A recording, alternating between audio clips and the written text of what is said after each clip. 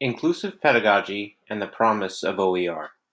In this screencast, I will provide a short introduction to open educational resources and discuss why they are such good vehicles for bringing the principles of inclusive pedagogy into your courses.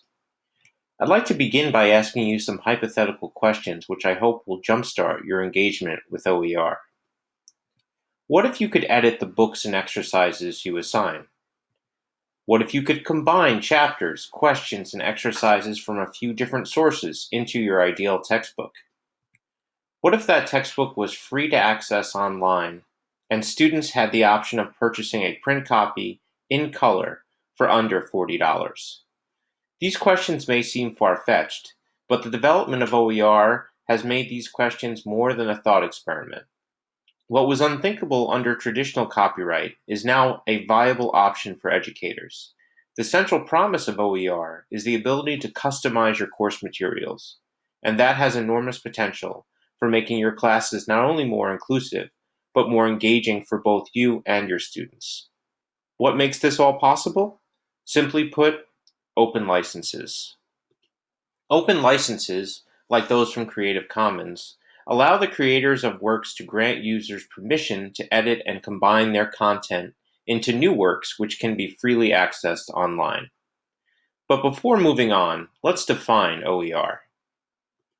According to the William and Flora Hewlett Foundation, open educational resources are teaching, learning, and research materials in any medium that reside in the public domain or have been released under an open license that permits no-cost access, use, adaptation, and redistribution by others with no or limited restrictions.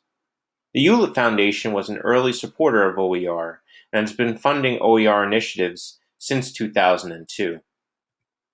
Note that the word published is not used. Instead, these teaching and learning resources are released under an open license. The author of an OER can assign the work an open license and then release it to the public by posting the file on a website, uploading it to an institutional repository, sharing it on a listserv, or adding it to an OER database.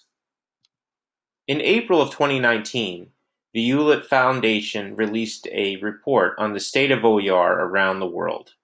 It summarizes the growth and evolution of the global OER landscape since the early 2000s. Note that Hewlett published their report using a Creative Commons license, specifically the Creative Commons Attribution license. That license means that anyone is free to reuse, remix, revise, redistribute, and retain the content in any way they'd like, as long as they provide proper attribution to the creators of the original work. You'll learn about the various Creative Commons licenses and the differences between them later in this module. The main point of the Hewlett report is that research shows that OER can live up to the initial vision for transforming education by providing greater access, flexibility, and affordability. Specifically, they cite 4 ways in which OER can help transform teaching and learning.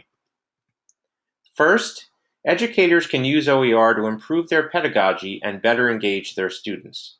For example, a work with an open license can be rearranged and revised to perfectly fit your plan for your course. Open licenses also allow for the creation of so-called open assignments, in which student work is used to create or improve on resources residing in the OER Commons, like open textbooks and Wikipedia articles. Second, OER broadens access to educational opportunities for diverse students.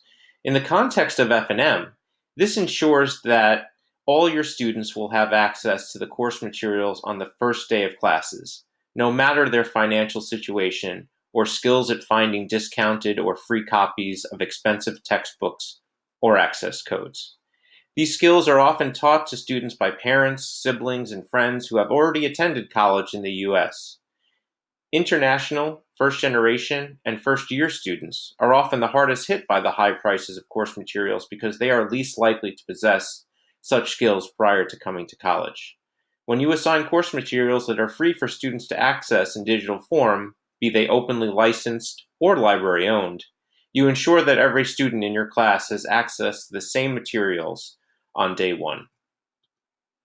Third, using OER can produce strong student learning outcomes. The easier it is to structure your content and materials to match your learning goals for the course, rather than the other way around, the easier it is to improve student learning outcomes through assessment and changes to the content and materials. Fourth, the cost savings for those institutions and individuals using OER result in greater access and learning. Another relevant report was published in 2018 by the Redstone Strategy Group. Seeking a sustainable OER ecosystem was commissioned by nonprofits like Hewlett in order to determine the best means of growing the OER movement sustainably.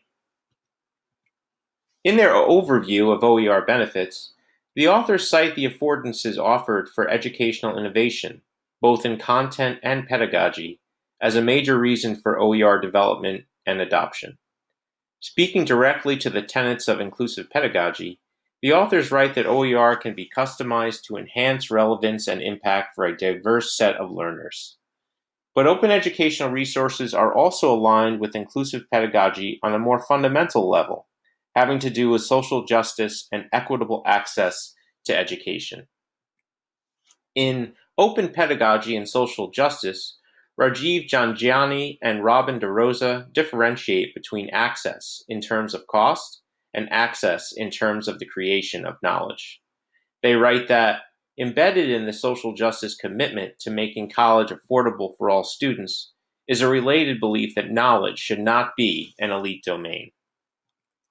In another section of their excellent article, Jangiani and DeRosa write about knowledge consumption and creation being linked, and argue that the freedom open licenses provide to revise content should also encourage us to revise the way we think about learning. Your next task is to read the rest of their article on open pedagogy and social justice and consider other ways in which their argument is relevant to the topic of inclusive pedagogy.